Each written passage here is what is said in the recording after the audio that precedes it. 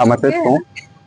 तो जैसा कि HIV STI के बारे में मैम अभी बता रही थी, तो समाज में इन सब चीजों को बहुत बड़ा टैबू माना गया है, जबकि ये उतना बड़ा टैबू है नहीं है। तो ये बीमारी ही, इसको लोग इतना एग्जैजरेट करके बढ़ा चढ़ा के लोग देखते हैं कि अगर उनको हो भी जाए तो वो बताते नहीं हैं, या फिर वो काउंसलिंग कराने से डरते हैं। तो ये किस वजह से होता है तो मैं खुल के बताना चाहूंगा। जब दो पार्टनर आपस में कुछ यौन संबंधित क्रियाएं करते हैं, अगर वो मल्टीपल पार्टनर के द्वारा हो या फिर उसी पार्टनर से आपको वो वायरस इन्फेक्ट हो जाता है आपकी बॉडी में।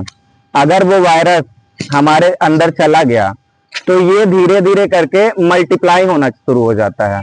पहले 4 होगा, 4 से 8 होगा, 8 से 16 होगा, ऐसे करके ये मल्टीप्लाई होना शुरू हो जाता है।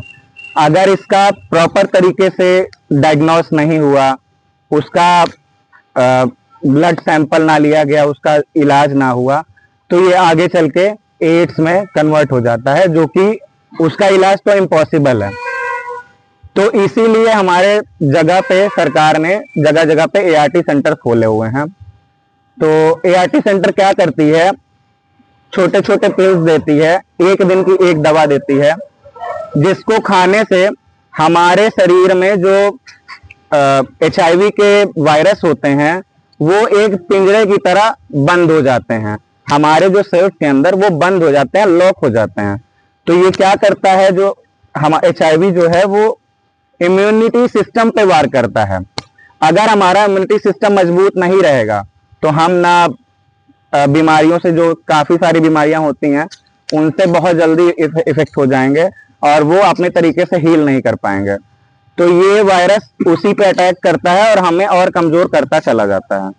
तो HIV का जो मेडिसिन होता है ठीक ऐसे ही काम करता है कि वो सारे इम्यूनिटी सिस्टम को थोड़ा सा हील करता है और ये सेल को उसके क्या बोलते हैं, HIV के वायरस को सेल के अंदर ही लॉक करके रखता है, ताकि आपका इम्यूनिटी सिस्टम मजबूत बना रहे, आप अच्छे तरीके से काम कर पाएं, रोजाना की चीजें आप सफल तरीके से कर पाएं।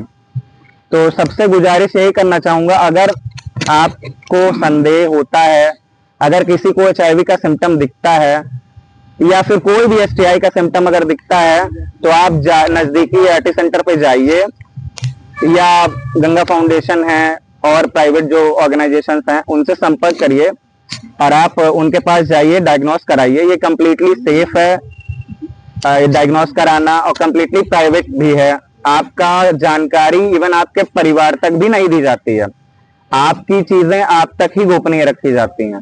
तो इस चीज का ध्यान आप लोग रखिए। हर 6 महीने में आप जांच कराइए, पॉजिटिव आता है तो आप दवा खाइए, आप पूरी जिंदगी स्वस्थ रह सकते हैं। और रही बात STI की, ये तो वायरल इन्फेक्शन हो गया। STI में भी कई सारे इन्फेक्शन होते हैं जो बैक्टीरिया के कारण होते हैं, जैसे कि उनमें से एक है बहुत ज्यादा प्रचलित सिफिलिस, गोनोरिया, ट्राइकोमैंडिस। ये सब जो बीमारियां होती हैं ये बहुत ज्यादा प्रचलित हैं, मतलब कि बहुत आसानी से हो जाती हैं। तो इसका भी एक इलाज है कि आप डायग्नोस कराइए, डायग्नोस कराने के बाद अगर आपको निकल आता है तो आप दवा प्रॉपर तरीके से खाइए। दवा प्रॉपर नहीं खाएंगे तो ये नहीं ठीक होगा।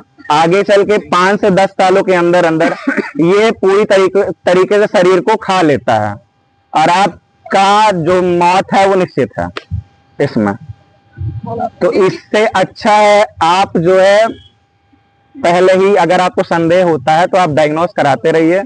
अगर आप निकल आता है तो जितने भी वायरल इन्फेक्शंस होते हैं वो कंट्रोल किए जाते हैं, और जो STI होते हैं जैसे कि बैक्टीरिया से होते हैं, जैसे गोनोरिया, सिफिलिस, ये सब चीजें एकदम से ठीक हो जाती हैं।